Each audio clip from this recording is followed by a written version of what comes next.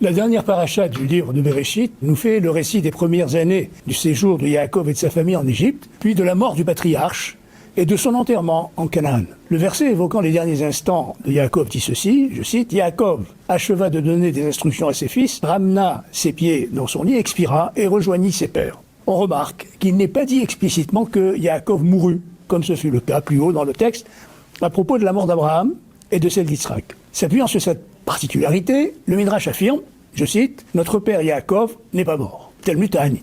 C'est une affirmation très surprenante, alors que nous assistons dans la paracha à son enterrement. Face à cette objection, le rapporteur du Midrash répond « Du moment que sa descendance est vivante, lui aussi est vivant. » La réponse semble un peu faible. On pourrait dire cela de n'importe qui ayant une descendance. Que veut donc nous dire ce Midrash en affirmant spécifiquement au sujet de Yaakov qu'il n'est pas mort? Alors le premier niveau de compréhension s'appuie sur l'idée que la descendance dont il est question ici n'est pas seulement physique, mais spirituelle.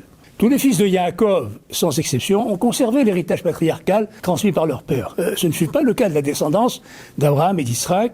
Ishmaël, le fils d'Abraham, et Esav, le fils d'Israël, se sont détachés de la visée spirituelle des patriarches. Cette visée spirituelle, c'est la Torah, appelée arbre de vie. Les 12 fils de Yaakov ont tous pris le chemin de l'arbre de vie ouvert par leur père, en dépit de leur dissension dramatique, ce qu'exprime le Midrash, et là je cite le Midrash, notre père Yaakov, Avinu Yaakov, mitato shlema, sa couche est parfaite, c'est-à-dire que tous ses fils sont dans la même ligne spirituelle que leur père. C'est à cette unité de la fratrie, dans l'adhésion à l'héritage spirituel des patriarches, que enverrait alors notre Midrash, proclamant que Yaakov n'est pas mort. Yaakov a réussi là où son père et son grand-père avaient échoué. Malgré la déchirure causée par la haine des frères pour Yosef, la fratrie est restée unie. Cette interprétation suscite une autre question. Quelle est la cause de cette résilience de la famille de Yaakov aux tensions violentes qui l'ont ébranlée et même effectivement presque déchirée complètement? Le texte de la Torah nous révèle la nature de cette cause de manière allusive dans un verset. Toute l'âme, en hébreu kol hanefesh au singulier, de la maison de Yaakov, venue en Égypte, était 70. C'est une traduction littérale qui est faite pour mieux rendre compte de l'hébreu. La formulation est surprenante. Il aurait été plus simple et plus clair de dire le nombre d'âmes de la maison de Yaakov descendues en Égypte était 70. Les commentateurs d'inspiration kabbalistique prennent, une fois n'est pas coutume, l'expression toute l'âme, kol hanefesh, à la lettre. C'est dans cette lecture littérale que se révèle le sens caché, le secret de la maison de Yaakov. Le noyau du peuple juif, c'est-à-dire les 70 membres de la famille de Yaakov, sont une seule nefesh,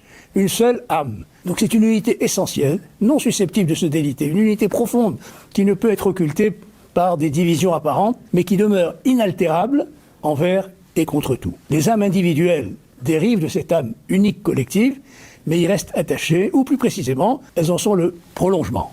Cette continuité perdure de génération en génération. Et cette compréhension de l'affirmation que Yaakov n'est pas mort est exposée par plusieurs commentateurs, dont Rashi, ou plus près de nous, le Rabbi de Lubavitch. On comprend maintenant encore mieux l'affirmation que notre père Yaakov n'est pas mort. L'âme de Yaakov est le noyau du noyau, pour ainsi dire, l'intériorité de l'âme unique qui est le fondement du peuple d'Israël et qui traverse l'histoire jusqu'à son accomplissement ultime. L'unité de l'âme de la maison de Yaakov est ce qui permet à ce peuple d'être le témoin permanent de l'unité divine tout au long de l'histoire et d'être aussi le vecteur de son rayonnement dans le monde. Ce que nous découvrons aussi dans ces enseignements est proprement stupéfiant. Les divisions apparentes qui souvent dans l'histoire ont déchiré le peuple d'Israël sont, quelle que soit leur gravité, superficielles, si on peut dire, puisque le noyau qui fonde leur unité originelle reste préservé.